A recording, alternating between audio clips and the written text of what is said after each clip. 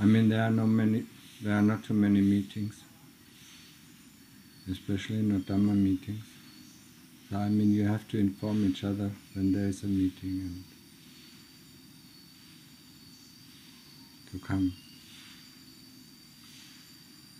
except for when you're not interested anymore.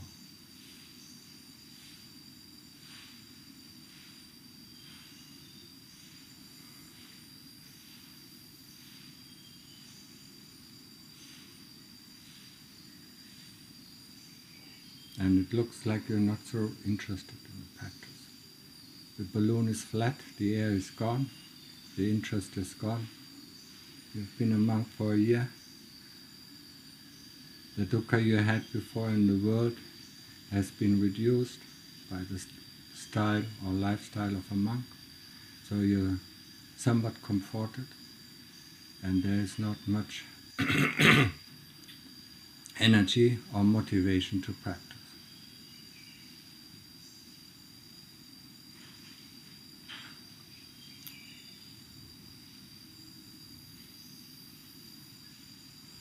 So, what do you think? Who practices half-heartedly, does he get the full results?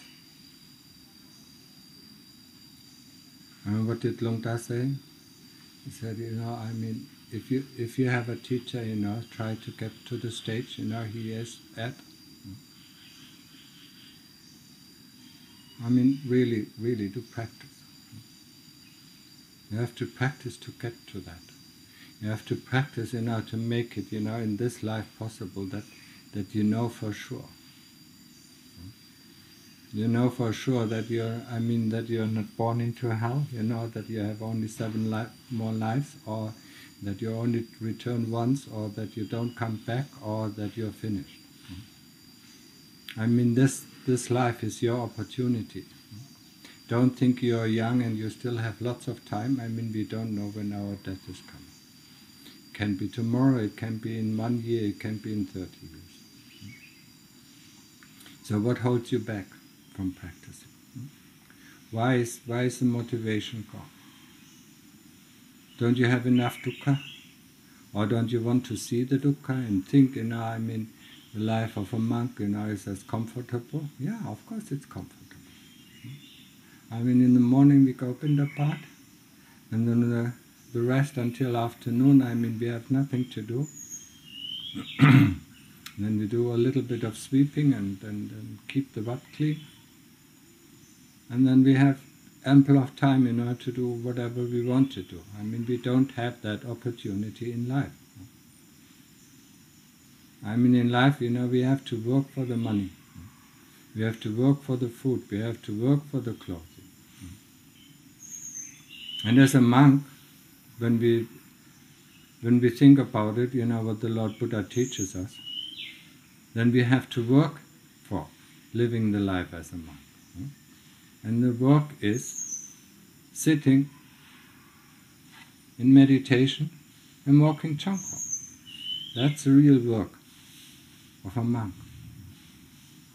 And the work of a monk is, to make his citta calm, to become contented with little. That's a display, that's behavior of a monk. And to have Sati, to know what is going on.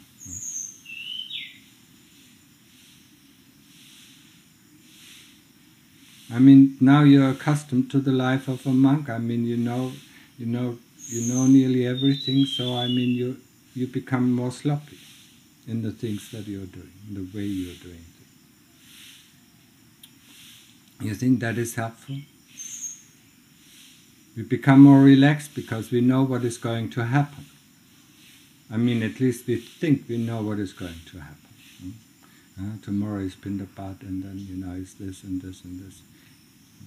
Our life of a monk is really very predictable. Just these few things. However, the practice is not predictable. I mean, today it's difficult, really difficult. Be it the weather being difficult or oppressive, or being the Kilesas being oppressive, and tomorrow it's fine. The moment it is fine, we are contented, we relax. That's not the way of practice. When it's going fine, I mean, we do some more. We really go into. And Sati is the most important thing. And the Sati, I mean, I'm still looking for you, for it, in you. Where is the Sati? I mean, Samadhi, Sama Sati, Sama Samadhi. It's one of the Eightfold Path, or two of the Eightfold Path. Sama Sati, the right kind of Sati, awareness of what is going on.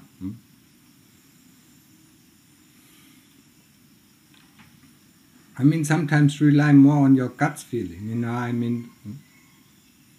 than on your thinking, what is proper, what is not proper. What should be done, what should not be done.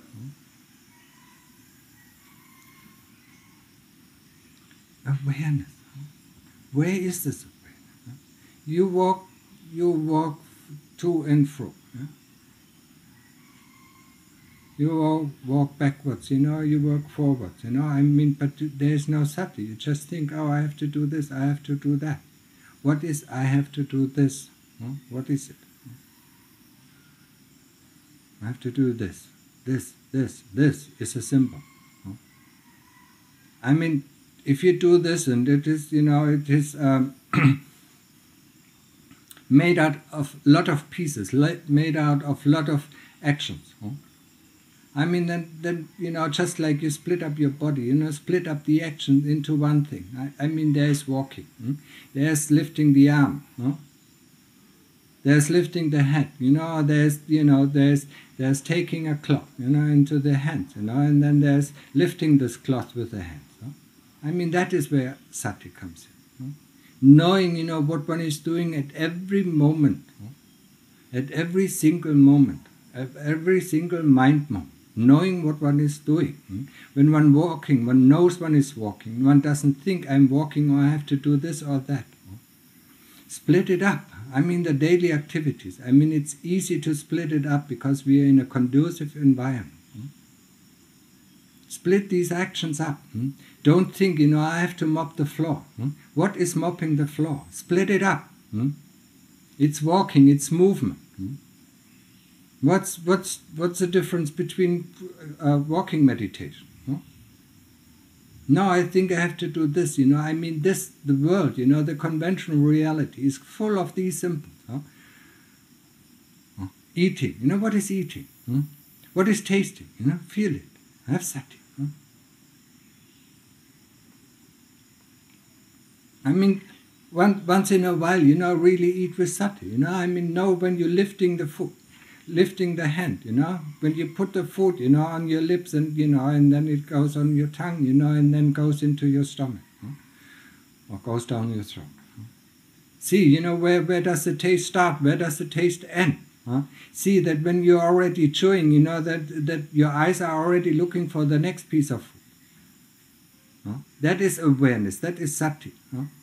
Sati, knowing every moment, every single mind moment what one is doing.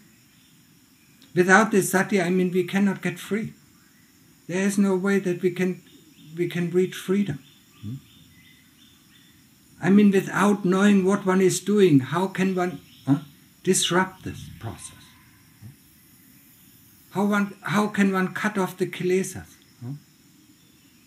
Now, I mean, it's just one more month until the rainy season starts. I want you to start now, really. I mean, from the moment you get up, from here, I mean, train the Sati. I really want to see it happening.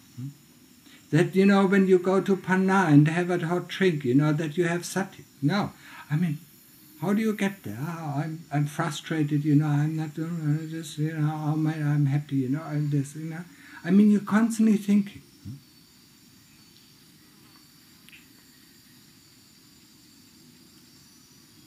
I mean, how can you not see the dukkha that is in your heart? I mean, the dukkha that drives you to do this, to do that, to think this, to feel that. To memorize this and to think about that. How can you not? If you're not, you don't see the first noble truth. And then if you don't see the first noble truth, you don't understand the second noble truth.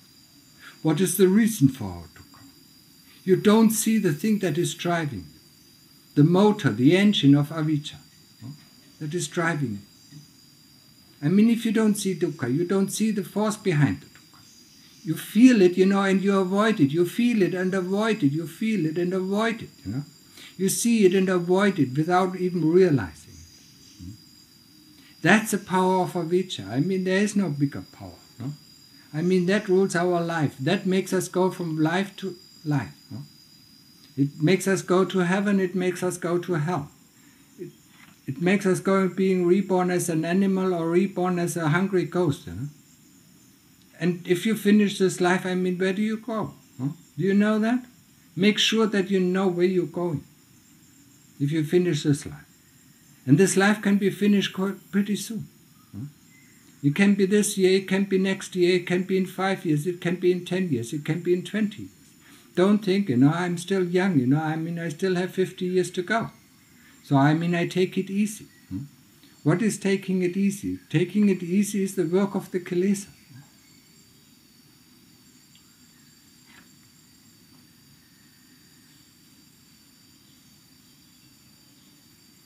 You can take it easy when you're not reborn anymore.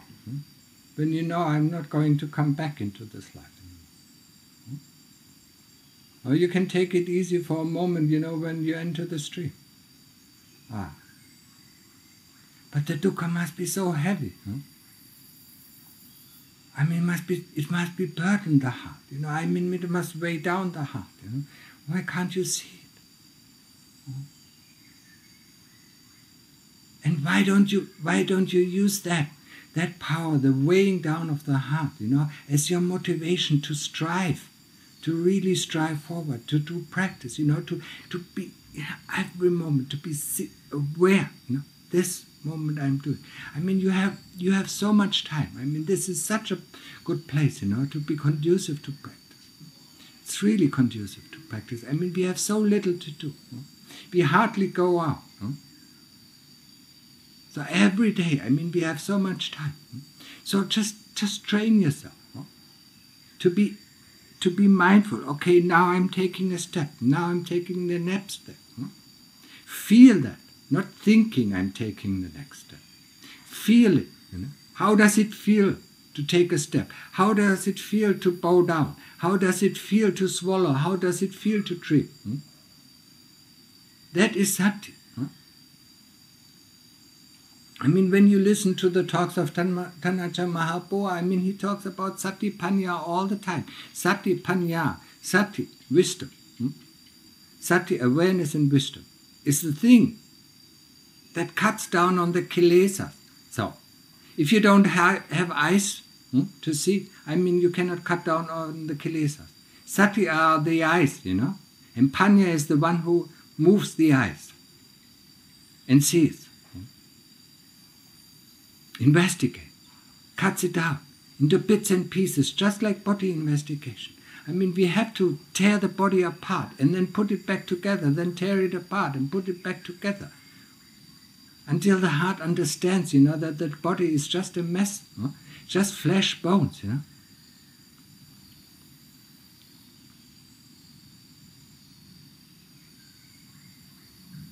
But you know it, I've done it already, I've done it, half a year, I'm doing it, I'm just fed up with this. That is not the end of investigation of the body. I'm fed up, or I'm not interested. Just look at it, the clearer you see it, the better. See it as sharp as possible. Understand the nature of the body. Understand the nature of each of the elements of the body. Understand the nature of each of your movements, of your feelings. Know that there is a feeling. Know that there is a thought. Know that there is a memory. And know that there is a body. Know these things, and see how one leads to the other. How this clockwork is working. If you don't understand this clockwork, if you don't understand the 5 khandhas, you will not get free. I mean, the body, the body produces a feeling, and the mind produces a feeling, a memory produces a feeling, and a thought produces a feeling, and this leads to another thought, or this leads to another feeling, and things like that. Try to understand it, but if you don't, if you don't break it down, if you don't put it down in bits and pieces, I mean, we will not understand it. How is it possible for you to understand? I mean, the whole world, the whole world, not only the whole world of this, the human world, but the world of the hungry ghost, the world of the animals, the world of the devas, they're all deluded by avijja. If you don't break it down, I mean, how can you possibly think that you get out of the claws of avijja, out of the power that drags you down? It makes you believe this is nice and this is not nice, this is good and this is not good. I mean, the power of this belief is enormous. So we have to break down this belief. We have to break down, the symbols that we use in our daily life. What am I going? I'm washing my body. What does it feel like? Instantly, panya should come up. How does it feel like? Just let me be, let me be mindful, or let me be aware of each second of what it means, to take a shower. What it means, to wash the clothes. That is going to lead to results. Everything else is not going to lead to results. Just do the things. Now I have to do sweeping. I'm just sweeping, sweeping. What is sweeping? What is eating? What is this food? What is that food? How does rice taste like? You know it? What's the difference between the taste of rice, and the taste of other things? What's the difference? You know it? Cut it down, break it apart. I mean, you have to break this world apart. It's just like with a computer. I mean, you break the programs apart and look, what is happening at the base. At the base is happening 0 and 1. That's all. But when you open, yes, I want to do this, I want to do that, the whole world is open up to you. And now with the internet, I mean, the completely whole world. I mean, you can see what people are doing. I mean, just look at Google Earth. I mean, you can look. What the people are doing in Japan right now. What is the basis of the computer? 2 khandhas, 2 groups, the group of 0 and the group of 1. If you don't break it apart, if you get fooled, this is this program, this is that program, this is this thing, and this is that thing. I mean, how will you understand the nature, the true nature of it? If you don't break it up. It's the same with the body. I mean, you think of the body as the body. What is the body? Where's the difference between the body of a man, a woman, or an animal? It has bones, it has flesh, it has tendons, and it's full of shit. It just covers up by the skin. The skin and the form. The skin gives us the form, and the form deceives us. The form tells us, this is an animal, because we learned it. Memory. We learned it. This is an animal. This is a mouse. This is a rat. This is a cat. This is a this is a bear. This is a kwai. A water buffalo. Or this is a woman, and this is a man. So break it apart. Break these things apart. I mean, break these symbols. I mean, you live in the world of symbols. Realize it. What does it mean? I mean, panya should come up instantly. What does it mean? Now I'm doing this. What does this mean? What is it really composed of? Break it down into bits and pieces. Into feeling, into memory, into thoughts. Separate them out. Separate these khandhas out. This is the the khandha of thought. That is the khandha of memory. That is the khandha of feeling. They're separate. They're separate entities. I mean, look at the tree. Look at the grass. Look at flowers. Look at, rice plants and things like that. We call that nature. But this nature, the tree interacts with the grass on the earth, and the earth interacts with the rice, they all work together, and we call it nature. Huh? But we don't understand. Huh? It's the same thing with our 5 khandhas. We don't understand. I mean, they are just working, I mean, they are not us, they are not mine, they don't belong to us. Huh? The voice that constantly tells us, this is me, this is mine, I have to think like this, I have to act like this. It's not us. Because Sati knows there is this driving force, and this driving force only comes, when dukkha is there. When we are completely contented, when we rest in samadhi, I mean, there is no dukkha. We are contented. We don't wish for doing anything. We don't wish for thinking. We don't wish for drinking. We don't wish for shitting. We don't wish for anything. Because we are completely contented. The moment we are discontent, I mean, then we think about, how to change the world around us, to make it, suitable for us. So if you don't break it apart, how will you ever understand it? How can you understand? No, I mean, this is this is that, I mean, now I have to do this, now I have to do that, now I have to learn, I mean, even reciting the Patimokkha, what is it? How does it feel like? What's the difference of being on your meditation object? Buddha, Buddha, Buddha, Buddha. I mean, Sati Samadhi, Sama Samadhi, are trained, with our focusing on one object. On one object, be it the Buddha, or be it the breath, or be it Dhamma or Sangha. And constantly refocusing, going back, no matter what, I mean, don't get, don't get frustrated, don't get, about, if it doesn't work out, if it doesn't work out today, or if it doesn't work out in this meditation, it might work out in the next meditation. If it doesn't work out now, it might work out in the next moment. But you give up. Okay, today it doesn't work out. So you give up. Why do you give up? Because of the Kilesas. They tell you, I mean, it's not working out. Who's telling you these things? Who's fooling you with these things? This description, that's nice, or that is worthwhile, that is not worthwhile, that is good, that is bad. Who's fooling you? The Kilesas. Telling you, and you say, yes, my Lord. Because you are my Lord, of death and birth. You are the Lord of the cycle of birth and death. Vata. Samsara vata. I mean, what is it? Yes, my Lord. Of course, I obey your command, my Lord. We don't say that, but we do it. We don't think like that. Next time, think like that.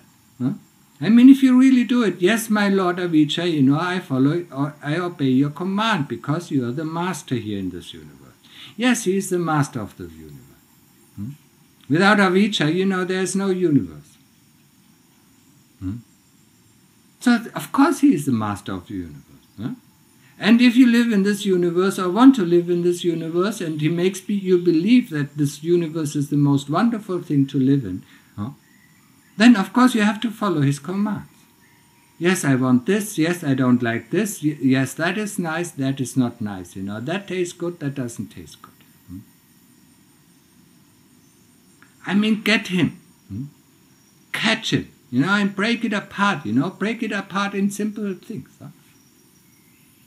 Into basic elements. Just like when we break apart the body, into bits and pieces, pull it up and then put it together. Or break it apart into the 4 elements. There's nothing. I mean, this whole universe is made out of 4 elements. So are thoughts, so is consciousness made out of 4 elements. Just like the computer world is made out of 2 elements. Our self is made out of 5 groups. And the group of the body, that is the most important, that that you're constantly bothered by the body. Now it's too hot, now it's too cold, now it's raining, now it's sunny, and things like that. Now I'm thirsty, now I'm hungry, now I'm tired, now I'm this, now I'm that, now I'm discomfort, now I have pain, I'm sitting too long, or I'm walking too long, I'm tired, I'm fatigued. Who tells you this? If it's not avijja, who tells you this?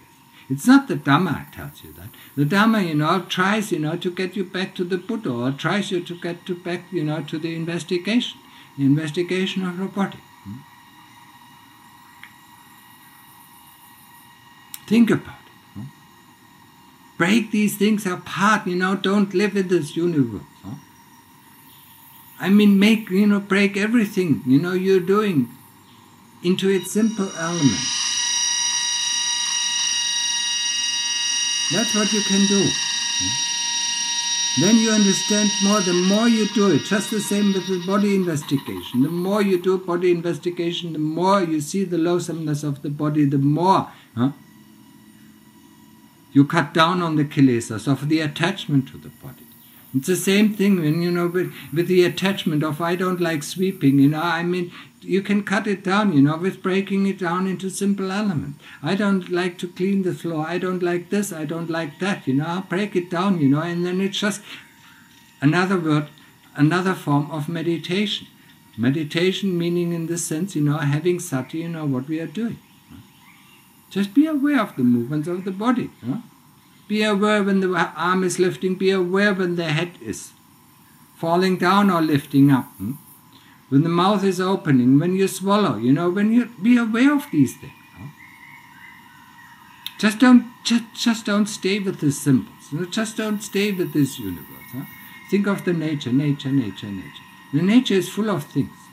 They all work together, and all together are the nature. Be it the trees or the earth and things like that. Grass, the stones, that's all nature. But we wouldn't say, the nature is us. Part. So don't think, don't think that the 5 khandhas is you. Who knows that there are the 5 khandhas? That's the most basic question you should ask yourself. How do I know there's a feeling? How can the feeling be me? How do I know, how do I know that there's a thought? How can I be that thought? The thought doesn't know it's a thought. The feeling doesn't know it's a feeling. The body even doesn't know it's a body. Consciousness doesn't know it's consciousness. It's just consciousness on and off. On and off. Just one single mind moment. One moment of consciousness. And then there's the next moment of consciousness. Just like with a film. If you used to know the films in the 70s, when they showed it in the cinema, if you show it very slowly, you see it's just a single frame. One frame, next frame. And our association, our memory, makes it a movie. Makes it this is going on, that is going on. Each person who sits in the movie theater, sees something different in this movie. This has a nice story. This is frightening, because it all triggers our memories. Only because of our memories, we can see this movie. Otherwise, it would be just frames by frames. So how can that be? How can that be enticing?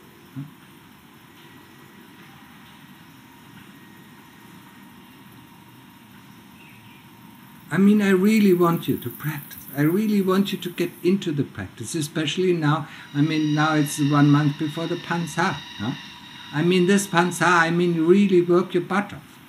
Really get down, to develop the Sati, develop Samadhi. Get to a place where you can rest and feel contented and at ease. And then, when you come out of the Samadhi, look at the world, what a nuisance this is. What a nuisance. And then try understand, what is this nuisance all about. Get into Samadhi, really rest well, and then look at the driving force of avijja. Because then you can see it clearly. Now I want this, now I want that, Suddenly, before. mind moment before you didn't want anything.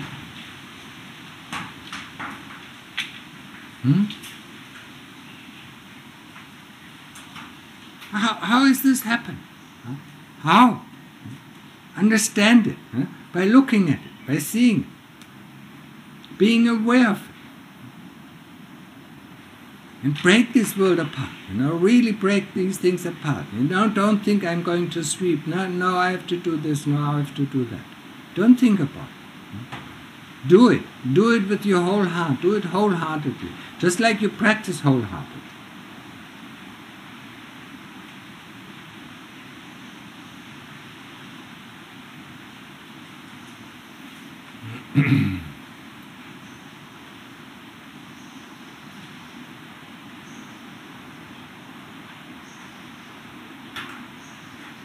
And just as the end, for this. I mean, in the book Commemoration, there is this great talk, Dhamma that comes from the heart. I mean, read this talk, read it over, and read it over, because it gives you the basic of practice, the basis of samadhi, and the basic of investigation. Read it, not only one time. Just like you listen to a talk. I mean, if you prefer to listen, then read it out loud, record it and then just listen to it. It's really a great talk, I mean, nobody can describe it better, than Tanacha Mahaprabhu.